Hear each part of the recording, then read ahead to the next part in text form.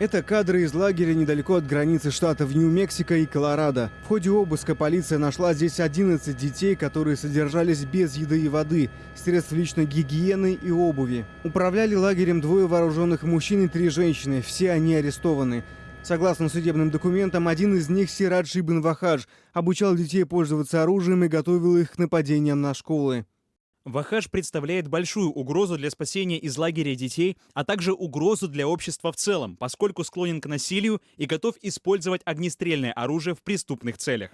Изначально полиция начала поиски Ибн Вахаджа по подозрению в похищении его 3-летнего сына. Мать ребенка заявляла, что мальчик страдал от судорог и не мог самостоятельно передвигаться. Сирадж заявил, что проведет над сыном обряд изгнания бесов, после чего исчез с ребенком, уйдя из дома под предлогом прогулки. В прошлый четверг мы получили сообщение либо от обитателя этого лагеря, либо от кого-то, кто хорошо был о нем осведомлен. В сообщении говорилось: «Мы умираем от голода, дети умирают от голода» или что-то в этом роде. Это был переломный момент, достаточное основание, чтобы запросить разрешение на проведение обыска. Этот ордер на обыск был очень важен для поиска 3-летнего Абдулла Вахаджа и других людей, которые могли быть в опасности.